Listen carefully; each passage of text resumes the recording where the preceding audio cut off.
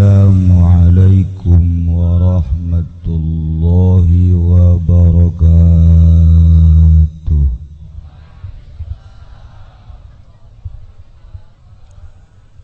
Alhamdulillah, wassalatu wassalamu ala rasulillah Muhammad ibn Abdillah wa ala alihi wa sahbihi wa mawala, amma ba'd. Faqala Allah ta'ala fil Qur'anil Karim wa huwa asdaqul qailin. Bismillahirrahmanirrahim. Wa dzakir fa inna dzikra tanfa'ul mu'minin.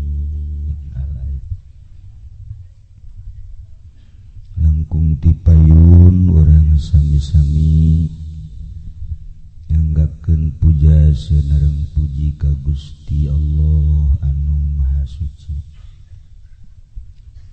Parantos masihan tina rupa-rupa nikmat ka urang sadayana, terutama nikmat anu kacida pisan ageungna nyaeta nikmat iman sanareng Islam. Shalawat sinareng salam mugia dilimpahkeun ka junjunan alam Kangjeng Nabi urang Kangjeng Nabi Muhammad sallallahu alaihi wasallam, katut ka para kaluargina oge ka para sahabat-sahabatna rawuh para tabi'in asbatabi'in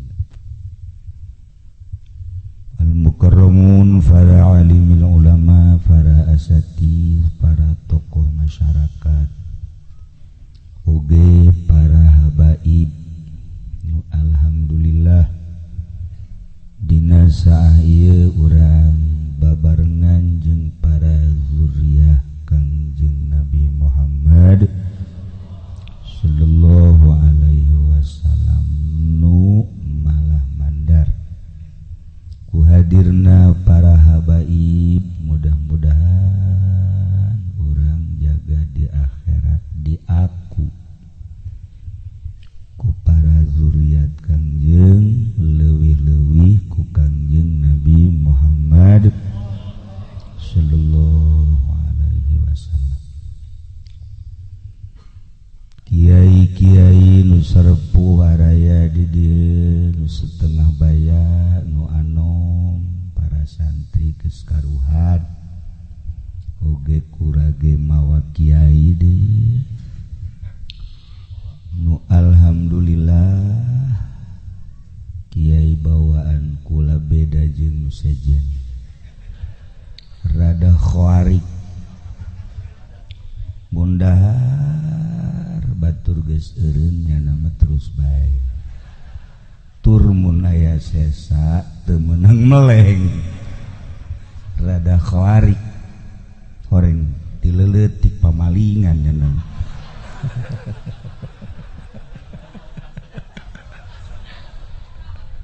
Eta watek datang ka kuar, masyaallah. Kalayan inayah ti Gusti Allah, alhamdulillah.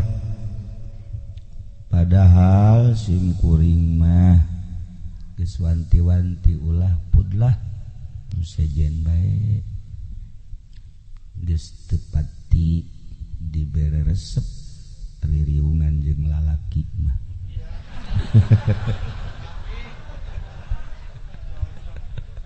Komo peuting kieu mah beda ambeuna ai jeung lalaki, komo jeung sieu mah aduh.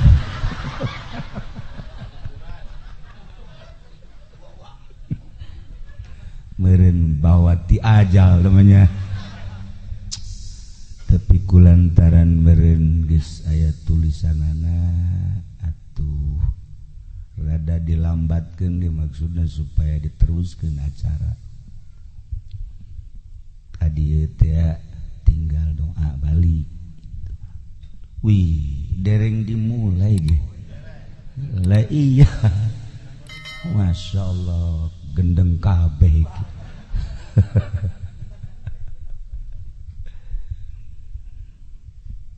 Wengi ieu urang mieling ka almarhumah nu 4 tahun silam anjeunna dipundhut ku Gusti ngora keneh sabenerna mun pasini heula mah ta malaikat Israil ojol jeung ieu maksudna jai ieu mah geus kamangpaatanana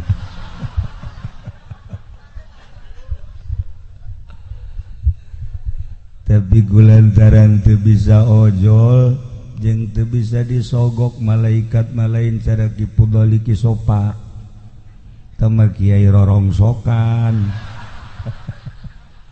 masih kena bisa disogok-sogok malah malaikat mah teu bisa lantaran dibere dahareun tara dahar dibere inumeun tara nginum sekalipun dibere seping bed tara sare dibere bidadari artis cara nu kaimpi ku kisopa tadi embungeun malaikat mah tur malaikat manurut pisan ka Gusti Allah eueuh nu maksiat malaikat mah mun hayang ningali makhluk Allah anu teu pernah maksiat malaikat mun hayang ningali makhluk Allah nu salilana maksiat setan nu kadang-kadang maksiat kadang-kadang taat bawaan kula ngan lobaan maksiat hampir nyarupaan ka setan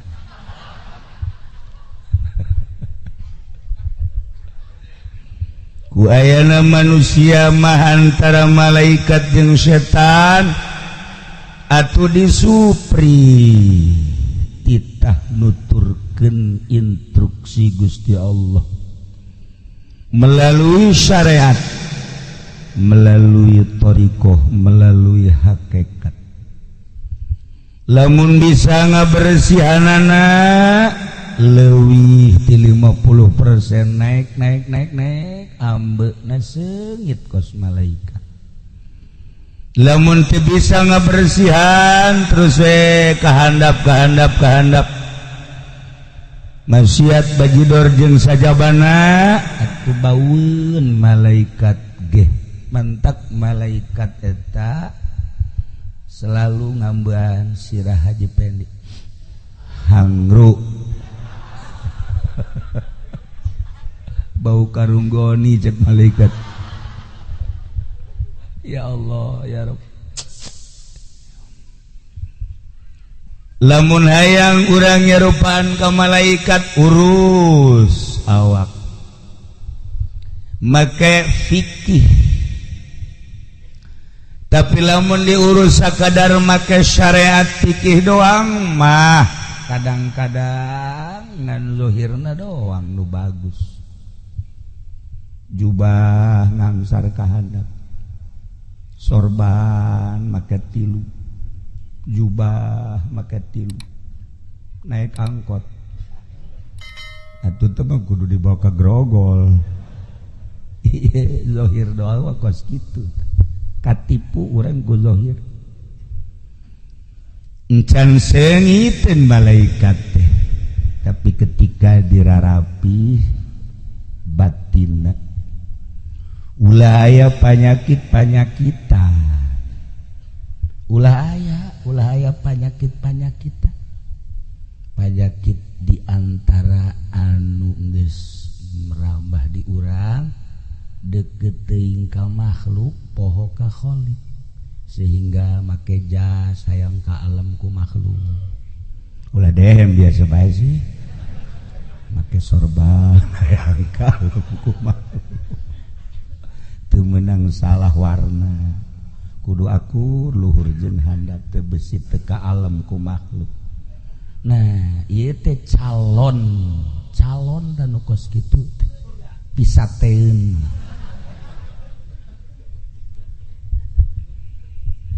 bersihan gerage tina panyakit-panyakit sebab urang teh baheula suci ketika diturunkan ka dunia diasupkeun ka jasad loba watek-watek di jasad mata celi irung sungut jeung sajabana roh urang teh milu ka perwatakan eta ketika kaluar deui teh maot atuh bobolokot nilah nu dikhawatirkeun teh ketika urang maot ternyata roh urang teh henteu suci sakubah anu pertama sedengkeun nu bakal menghadap ka Gusti Allah teh lain awak ketika roh keluar awak urang nama dicengcerikan dipandian dibungkus disolatin dibawa ke kuburan dikubur nu kamari di komandan-komandan anak buahna malah nincekan nu kamari di bapak-bapak anak jeung incu nincakan kuburan bahkan anu kamari di buya-buya di mama-mama murid lagi milu nincakan ngagoler di jero kuburan nu kamari ieu di dunia teu meunang salah sare teh kudu aya kipas kudu aya AC kamar kudu gede bae jeung kudu harum bae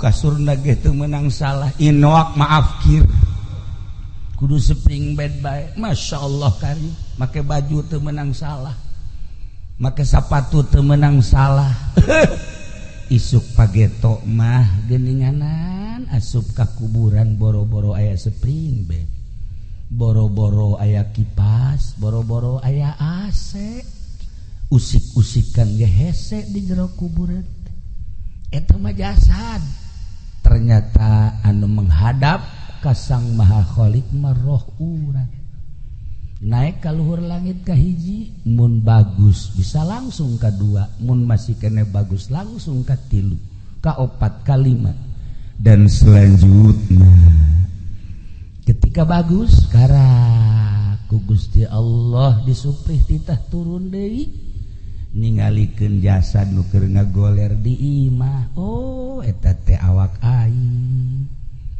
urang teh geus terpisah ketika dipandian milu urang neulekeun ketika dibungkus halapis dua lapis roh asup ka dinya set dilapis ka tilu urang aya di dinya terus dibungkus di talian sing kenceng nalian jadilah pocong dibawa ka masjid kadenge saha imamna saha anu beritakeun sebab roh urang aya di dieu dibawa terus ka kuburan milu urang Masya Allah kan. Lamun bagus indah tapi lamun goreng roh urang naik ka langit ditanya roh saha ieu urang pondok coba bukuna coba barang di deuleu ya Karim ieu mah subuhna koboan 90% koboan cak malaikat teu narima nu kobo ieu mah ye terus dagangna oplosan teu beres ieu mah ye dijejak ku malaikat dijejak terus ka handap set jadilah ririwa sapondok sarieun kabeh asal magrib kunci lawang besi air ririwa Haji Pendi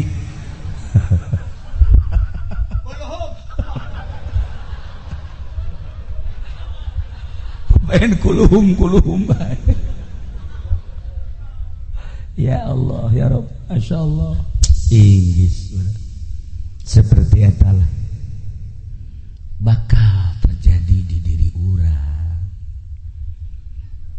mantap jelema teh hayang masantren inget roh aing bakal berhadapan jeung Gusti Allah ngaji pesantren kan ku kolotna gampang dunia mah loba nu teu sakola ge sara rugi geus diatur ku Gusti Allah ngaji sia ngaji Masya Allah nurut budak 10 tahun dikobong nanti pesantren samakna teu balik-balik jelema mah ngalayang Masya Allah teu pernah ngaji 10 tahun ngan betah bae di pondok sakitu ge geus jadi ahli sorga mondok ih bener sih saya betul percaya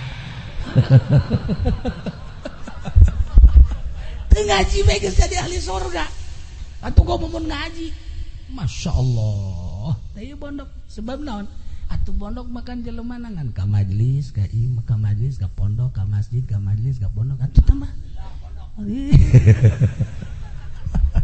Allah hari tuh ya nah ku inget na aya alam itu sakumaha nu ku Kangjeng dicaritakeun rempan mondok sageus mondok terus bisa ala kadar cacarakan make sageus make kajul teuing bajudoran ku kumaha ge hasil masantren mah ujung-ujungna tetep bae inget ka Gusti Allah loba anu tadi nama santren balik jadi calo loba nu bebeja kakula nu kuari hirup keneh ge mantan calo loba tapi nyana merenung bae kieu bae cekna aing mondok sebenarnya baheula 15 tahun kok iya aing jadi babaturan jeung lurah kunaon haju aing jadi calo cekna mending mun sugih jantai gesan aing mah jadi calona ditinggalkeun lurah langsung balik ka imah cek pamajikanna kok lain deui kuari mah aing deuk nyai kuari mah gitu lain nyai kitu pan ieu dapur ulah mikiran dapur geus pokona mah ngaji waduh sok jasa teu percayaan pamajikanna mah teu percaya bari hirup keneh mun dibejakeun ngaranna sok ngaji bae ka Cilongok kitab di teangan deui punya mana ye kitab aya kabeneran geus ku geget kitabna bawa deh ku jana ka Cilongok bang ngaji dihareup we nyana dari nundutan kita aja ku kula bari kuari ngaji lah cek nyana jadi calo geus cek nyana sugih henteu cek mending ngaji bae lah ujung-ujungna kuari ngaji bae Masya Allah haji berkah deh cek pamajikanna keur jadi calo kuari cenah nyai jangan jadi kiai cek nyana teh Jenahin tarariis datang ke dapur get tariis.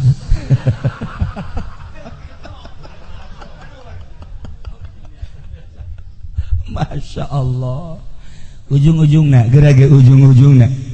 Buku kula diceritakan nu baru ke pasantren aya anu jadi ustad doang boga majelis taklim loba nu tadi nama santren aju ku hari andieup loba ta santri mah ujung-ujung nama hampir husnul khotimah bae beureun eta tapak di pondok ngadapang urut ngadenge-ngadengikeun terus milu sateu bisa ngageh jang diri nama aya tama santren dek ka mana tuh urang nyedek balik ka ditu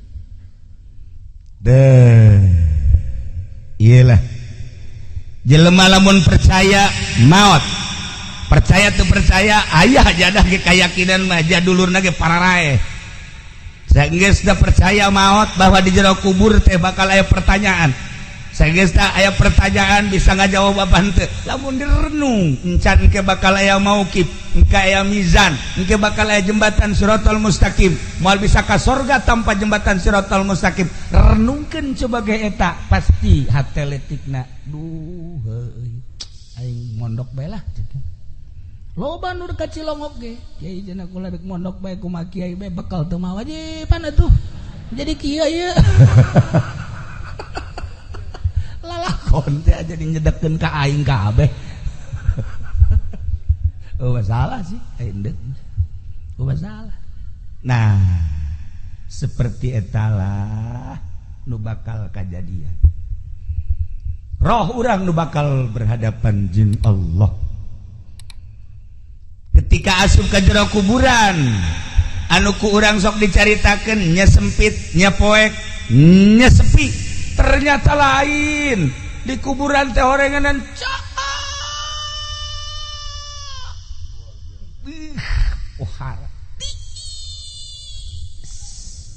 rame. Moal Kanjeng Nabi Allahumma wasi' qabrahu wa nawwir qabrahu atupan meureudanan gede kuburan teh ku doa Kanjeng. Cahayaan berarti kuburan teh dina Ibadatul Ahkam pan dicaritakeun. Nah, rame di jero kuburan teh. Cek Imam Ghazali saha anu nyebutkeun bahwa di jero kuburan sepi. Ternyata begitu datang ke kuburan, Masya Allah rame teh lain lalagan rame.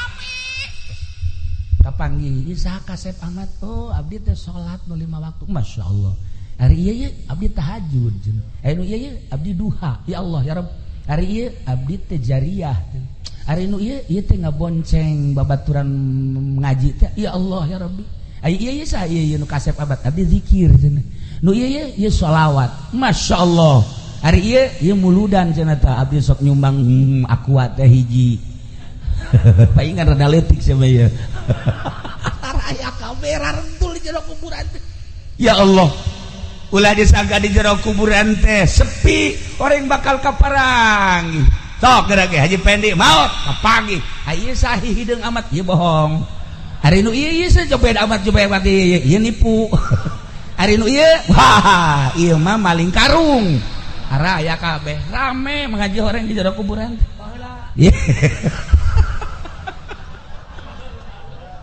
Raya kabeh di jero kuburan. Masya Allah. Kaparagi orang kuburan ya Karim. Cak saha sepi rame. Nu mantak para aulia Allah mah, para solihin mah maot eta kan istirahat. Nikmat nu kamari sibuk ku ibadah. Ku ari jero kuburan istirahat, menikmati hasil daripada amal-amal ibadah. Nginaheun ngadenge Kanjeng Rasul, ngadenge para sahabat, ngadenge para tabiin, ngadenge para aulia-aulia Allah. Dongengna geus ambalayah jasa. Ngadenge para ulama-ulama solihin. Indah maot eta, nikmat istirahat. Barang ngadenge Haji Pendi maot. Sieun perasaan. Babaturan nu karitu malulu.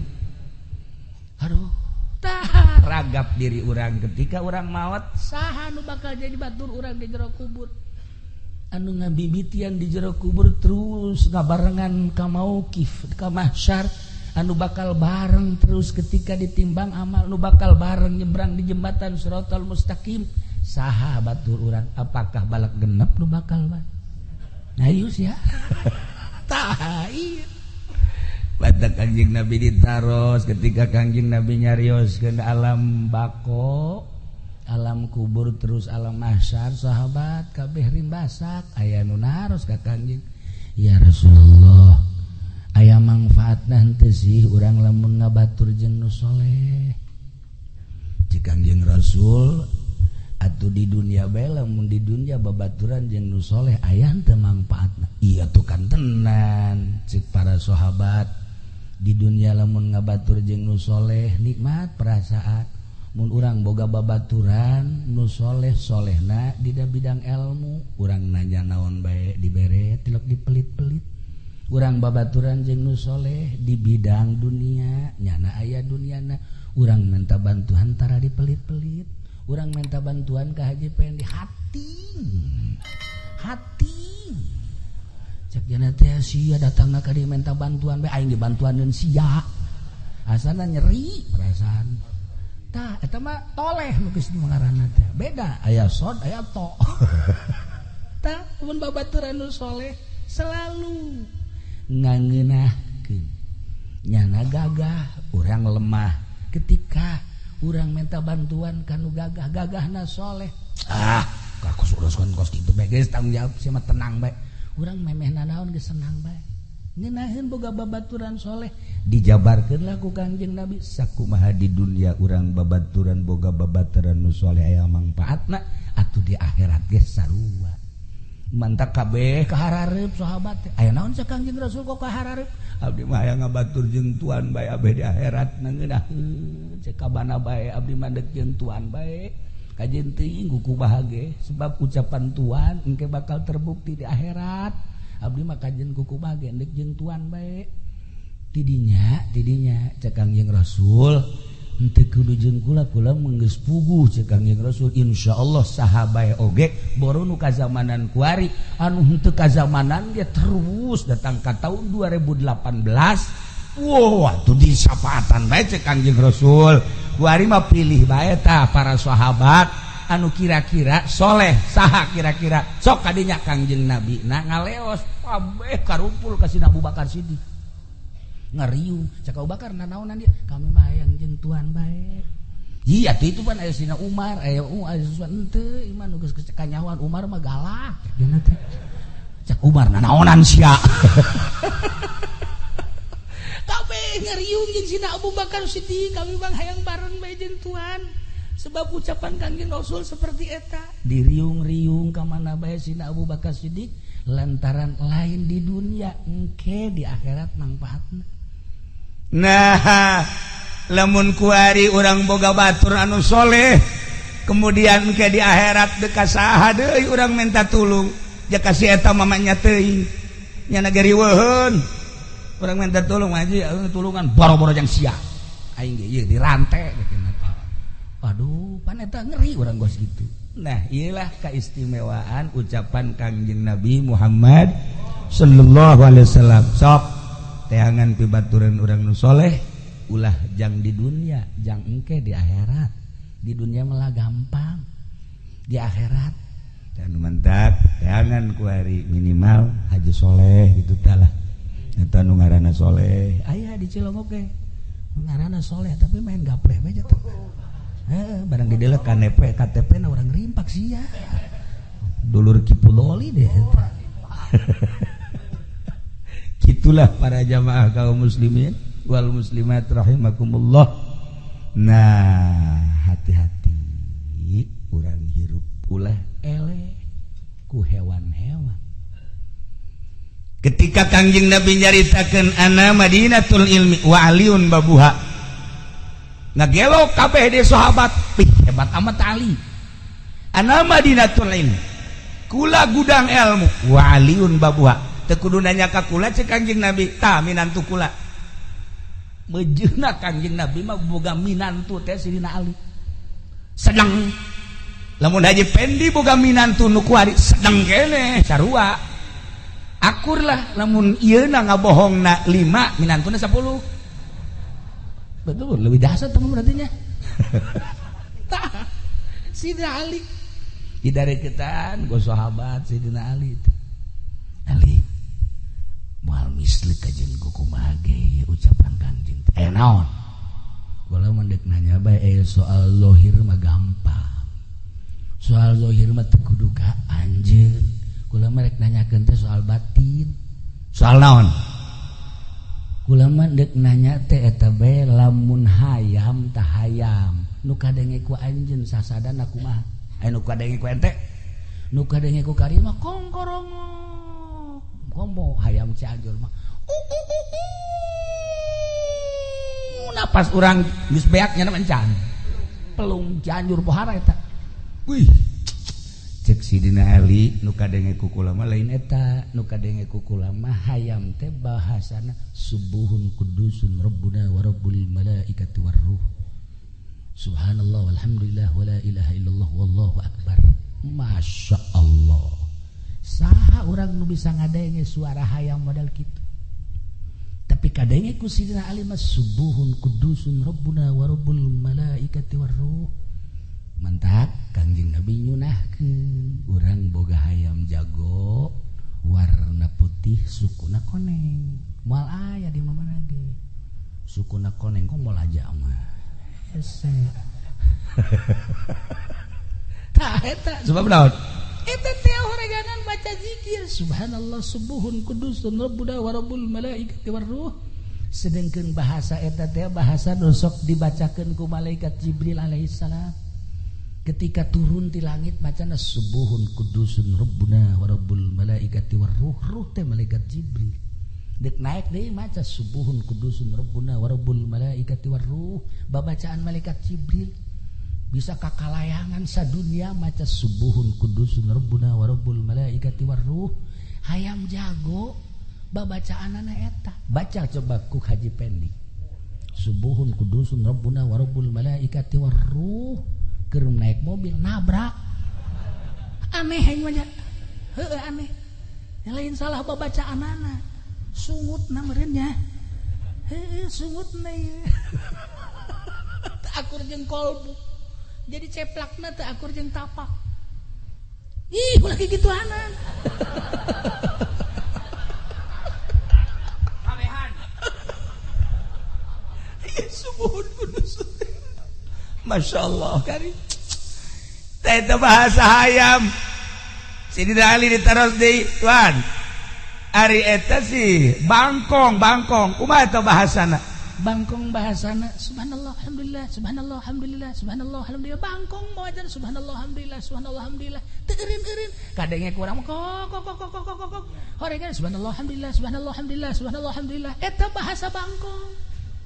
Coba bahasa Haji Pendi goni karung atuh masih kene muliaan bangkong jeung sieu mah. Masya Allah karim guys, kari mah urang manggih bangkong usapan manggih sieu tinju. Hebatan bangkong. Masya Allah karim. Satu ketika aya si Mbak lulumpatan ka imah ba'da subuh. Si Mbak aya naon Mbak, ada apa? Saya kaget cenah tadi malam. Kaget apa sih? Kaget kok saya ngedengar suara perkutut saya. Kok bahasanya bukan suara perkutut yang kedengar sama saya. Luhur amat di si Mbak. Apa yang kedengar sama Mbak?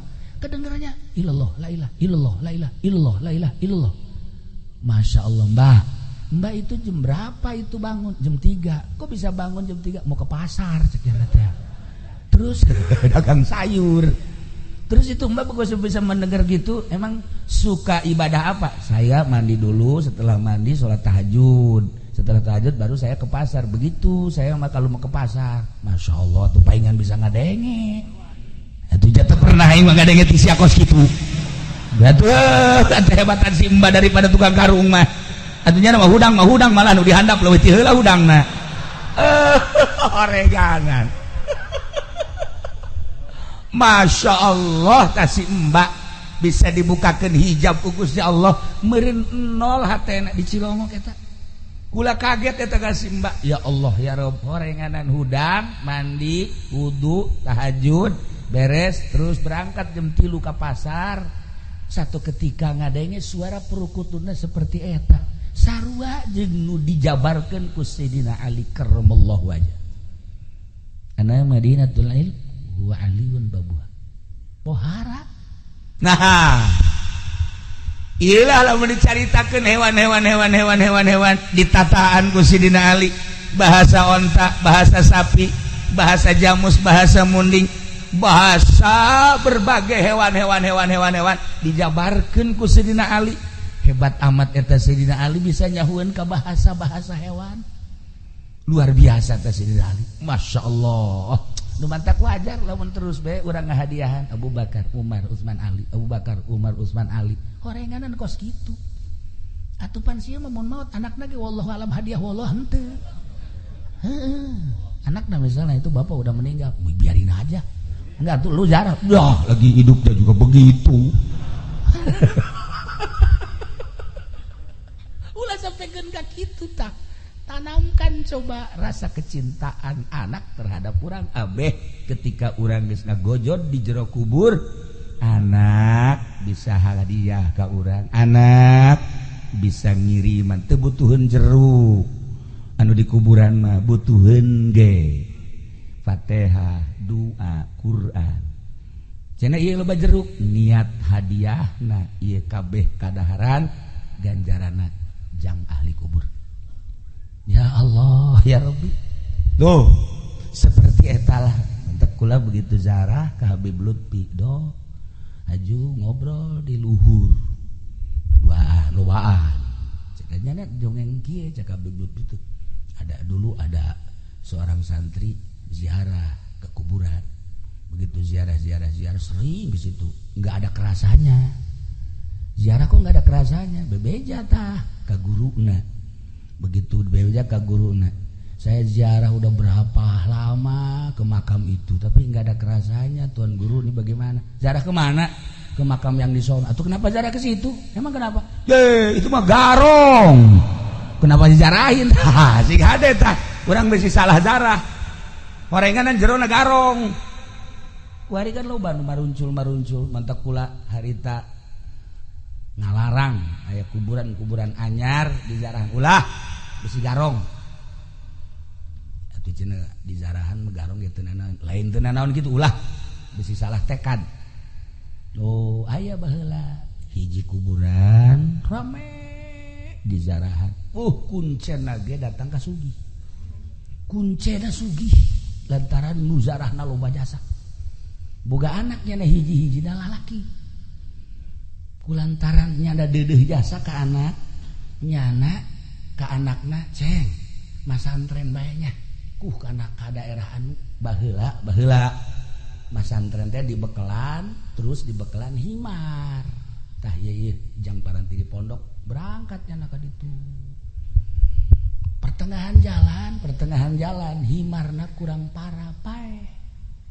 Begitu pae bingungnya waduh ya himar hiji kendaraan pae ieu wasiat di kolot dikubur ku cenah karunya jasa ka himar geus dikubur disiram terus nya kieu beung ngahuleng aya ta urang dinya emang ieu anu pae ahli ibadah cenah wah ahli ibadah muhun cenah teh atuh cenah urang zarah mangga dizarahkeun teh ku anakna jarahkeun la hadrati ahli ibadah al-fatihah milu nya bebeja tah sia teh aya ahli ibadah di ditu maot ieu urang zarah dizarahan nyana jadi kuncena teh jadi masantrenna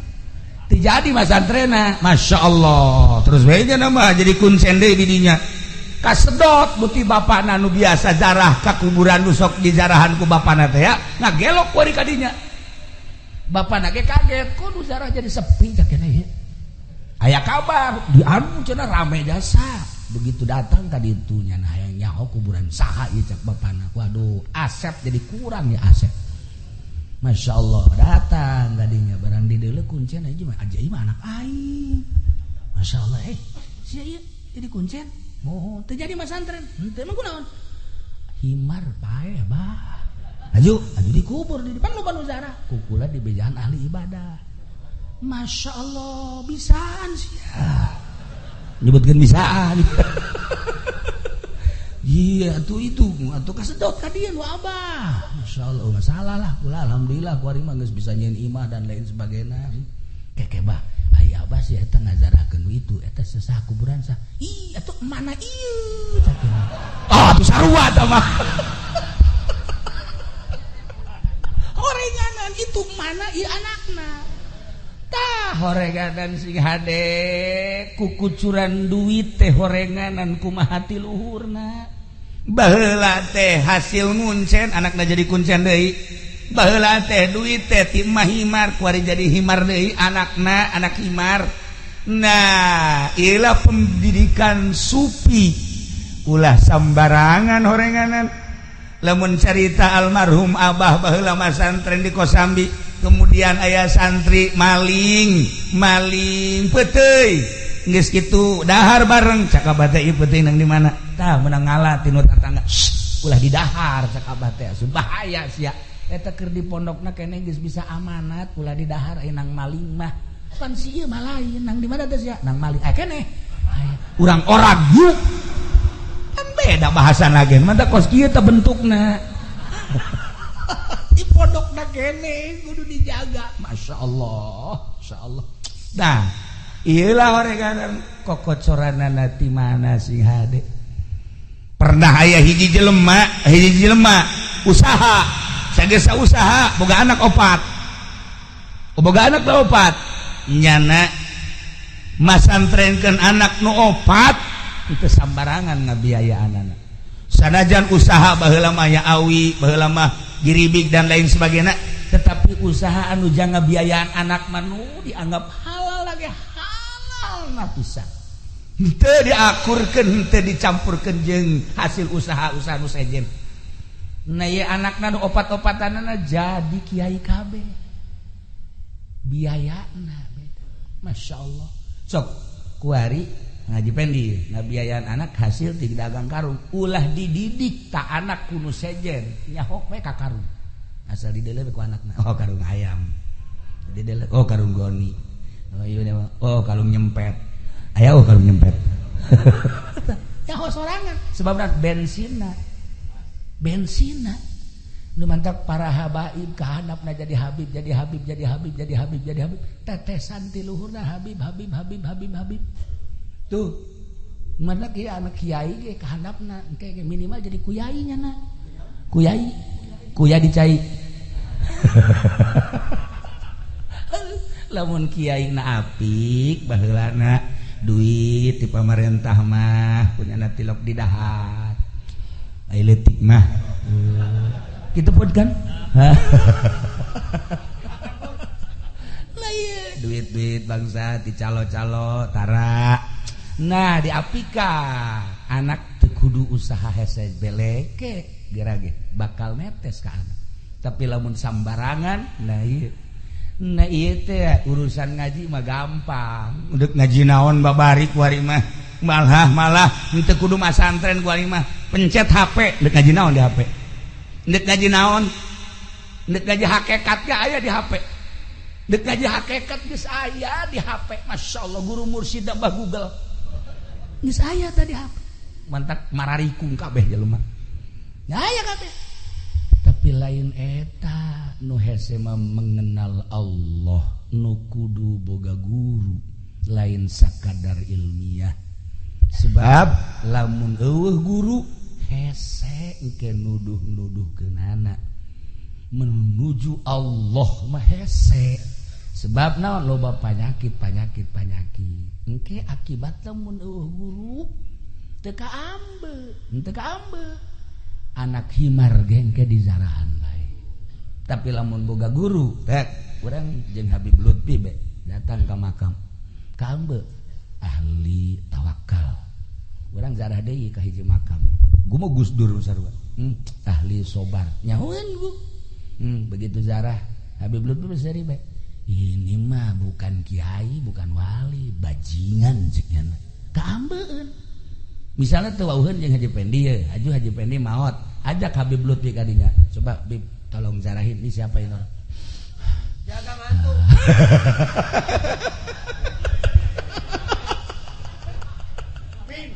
bakal kaambe ku ahlina nah iyalah ahli-ahli Allah bakal ngambe karena kehakikatan karena kemarifatan apaleun ulah salah urang dek ngaji naon aya fan-fanna aya guru-guruna ketika urang dek mengenal Allah ulah sambarangan kudu ka ahlina kitulah para jamaah kaum muslimin wal muslimat rahimakumullah ketika urang wauh jeung Allah indah ulah engke di akhirat di dunia dongeng-dongengna ketika urang ngalobakeun zikir hatta yamtazija sehingga ngahiji bilahmihi wa dammihi teureun-eureun urang zikir la ilaha illallah la ilaha illallah la ilaha illallah la ilaha illallah emang eta la ilaha illallah atawa sholawat maca sholawat urang bakal ngahiji jeung daging urang bakal ngahiji jeung getih urang ketika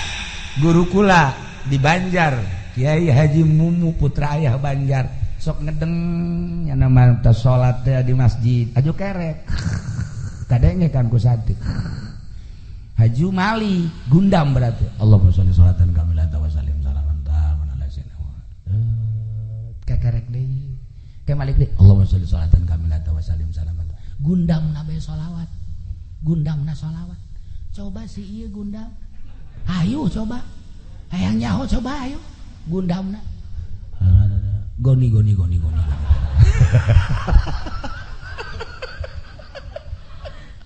kabawa gundam ahli zikir gundamna pasti zikir Moal dibejakeun seorang kiai ahli ukudul juman, moal dibejakeun hirup keneh masalahna. Katabrak nya na. Begitu katabrak masuk rumah sakit Bandung. Diimpus lah jana kieu beta si kiai teh kula galayat jeung guru kula ti Garut. Kadinya begitu galayat kan teu nyaho-naon. Kunaon eta nya maca nazaman wa mabinal qaidil muqarrarah idza atat akiratul muqarrarah eta kan ukudul juman masyaallah karim eta orang-orangan gundamna bae make ukudul juman coba sih ya ayo coba salian tigoni-gonian ge pasti ge juri gundamna ukudul juman kula gideung bae ya Allah ya Rabbi berarti nu aya di benak hate eta teh ukudul juman nah iyalah hatta yamtazija ketika zikir terus-terusan bakal ngahiji bilahmihi wadamihi atuh malaikat ge seungiteun seungit zikir nu ieu seungit sholawat ya kari nah ieulah nu bakal beranian ketika maot di jero kuburnya na bisaeun ngajawab pertanyaan malaikat. Nah loba jasa ahli-ahli Allah anu ditanya man rabbuka tanya segala rupa ji cek malaikat kok man rabbuka tuh ditanya mah ji pan begitu tuh ditanya kagetnya lagi ieu kan tugas sakjana man rabbuka bejakeun ka Gusti Allah ana inda zanni abdi bi tak Gusti Allah kumaha sangkaan hamba kaula terhadap kula aing geus boga sangka bahwa aing teh ya ieu teh salamet kajen kumaha ge ketika roh keluar boga sangka 100% salamet tina pertanyaan maka ditanya-tanya cek malaikat kok kieu amat sih laporan malaikat Gusti aya hamba Gusti ditanyana kos kitu amat sih mondok dong dan lain-lain sebagainya geus puguh Imam Sibaweh masyaallah karim Sidina Umar kan di satu riwayat begitu ditanya man rabbuka malaikat emang can kenal Umar ya ya Umar setan geus sieun ka Umar maka ditanya-tanya segala hampura mar satu riwayat seperti eta ya Allah ya Rabb anu cinta ka Tuhan si Abdul Qadir man rabbuka Abdul Qadir cacak-cacak Abdul Qadir bae pakai jawaban salamet atuh komo ka Kangjeng Nabi man rabbuka Muhammad wa man nabiyuka Muhammad wa ma imamuka Muhammad atuh ka Abdul Qadir bae cinta salamet atuh komo ka Kangjeng Nabi meureun malaikat ge kok ieu jawabanna Muhammad kabeh sih tanya Haji Pedi man rabbuka Muhammad mana sih ya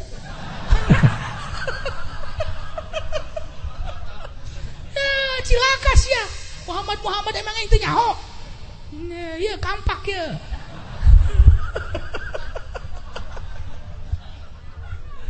gambaran ahli-ahli Allah mun urang macaan dina kitab-kitab sufi masya Allah indah jasa dengan berbagai jawaban-jawaban anu ngangeunahkeun pisan ka batin sebab naon asma Allah sifat Allah jeung zat Allah na geus ngahiji di awakna jadi nu ngajawab teh lahmihi wa dammihi teh saeutik ahli Allah ketika terjadi peperangan ngucur getihna ka handap ngabentuk Allah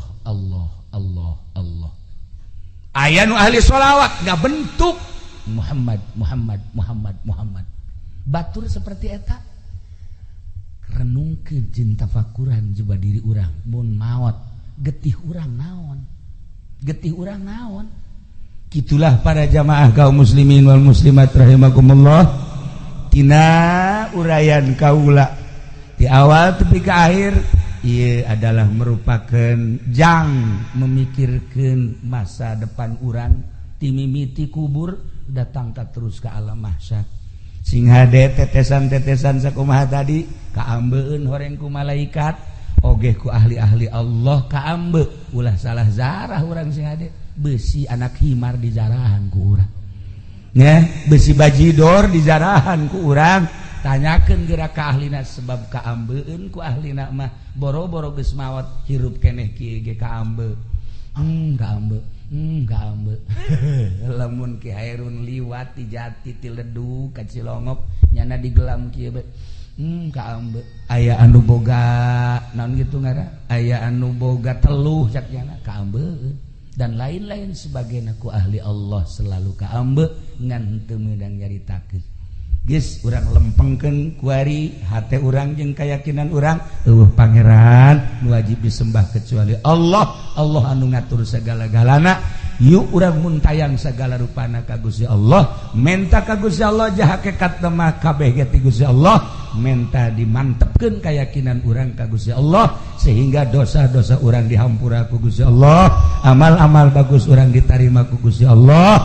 Terutama nu kuari di hawalan mudah-mudahan dihampura sakabeh dosana, dilegakeun di kuburanana, dicaangkeun di kuburanana, dibere kanikmatan ku Gusti Allah di jero kuburanana. Urang nu aya di dieu mudah-mudahan husnul khotimah bi barokati umil Quran. Al-Fatihah. Bismillahirrahmanirrahim. Alhamdulillahirabbil alamin arrahmanirrahim maliki yaumiddin. Iyyaka na'budu wa iyyaka nasta'in ihdinas siratal mustaqim siratal ladzina an'amta 'alaihim ghairil maghdubi 'alaihim waladdallin. Amin ya Allah ya rabbal alamin. Allahumma ihdinas siratal mustaqim. Allahumma ihdinas siratal mustaqim. Allahumma ihdinas siratal mustaqim siratal ladzina an'amta 'alaihim minan nabiyyin siddiqina wa syuhada wa shalihin wa hasuna ulaika rafiqa dzalikal fadlu minallahi wa kafa billahi alima wa shalli wa sallim ala jami'il anbiya'i wal mursalin walhamdulillahi rabbil alamin. Taqabbal ya.